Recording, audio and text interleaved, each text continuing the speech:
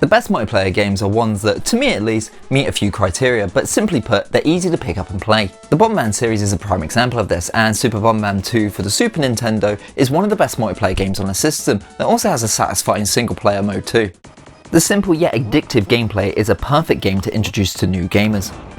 The goal is much like the Battle Royale craze of today, be the last one standing by either blowing up your opponents, having them blow themselves up, or get crushed by the walls as the timer runs out.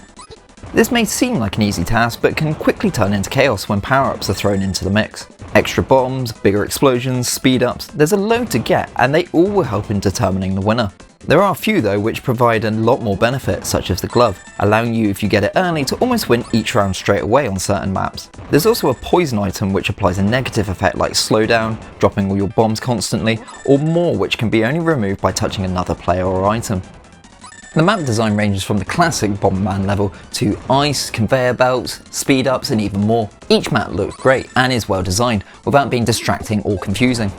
My personal favourite are the original and the conveyor belt, as they allow for some hilarious antics to take place. You can either play all against each other or in teams.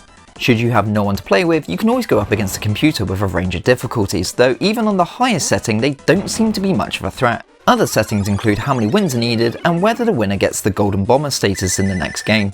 With this on, the previous winner gets to play a roulette wheel at the end of the game, where they can start with an extra power up, mostly a good thing unless you land on the slowdown item. Whilst the multiplayer is the main draw for most people who want to play the game, the single player is no slouch either. As seen in the intro, you face off against 5 villains across multiple levels and worlds, all in a bid to save the Earth. It's nothing groundbreaking, but it does give you enough reason for defeating everyone.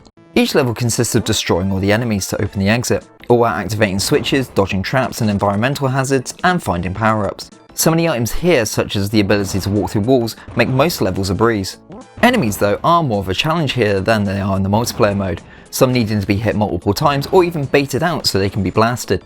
Should you touch an enemy, that's a life lost, and all power-ups except your bomb and your blast count disappear, so forward planning will make your journey far easier. Each world's gimmicks gets used in progressively difficult ways, from fire traps snaking their way up the levels to having to jump on trampolines to cross gaps. It makes for a nice change of pace compared to just blowing up blocks and progressing. At the end of the world stages, you face off against one of the 5 bosses in 2 rounds. The first is like a standard game of Bomberman, except they have to be hit multiple times and also have access to special bomb power-ups like magnets and detonators. With the first round done though, you have to then fight them piloting a giant robot that looks imposing, but is genuinely far easier than the previous form. And once all 5 are defeated, a tiny cutscene plays and that's it. While not especially long or challenging, it makes a nice break from the regular action by using more puzzle elements to increase the difficulty in places. It's worth playing through at least once to experience some of the differences between these 2 modes. The whole game looks and sounds great, with the animation for the enemies and the level design being really charming. The music is one of those games that gets stuck in my head after a round or 2, though there isn't many different tracks to actually listen to. Controls are spot on for the most part, though the occasional death from slipping around a corner or not picking up a bomb fast enough can be frustrating for a brief period.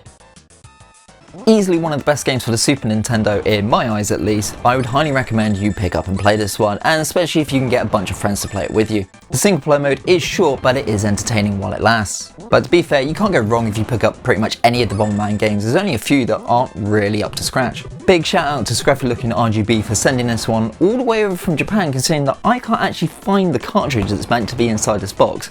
It was great to finally play it again, and I can't wait to play some of the other games, although some of them are ridiculously hard. Anyways, I've been Tom from VictorPost Gaming. Thanks for watching, have a great gaming day.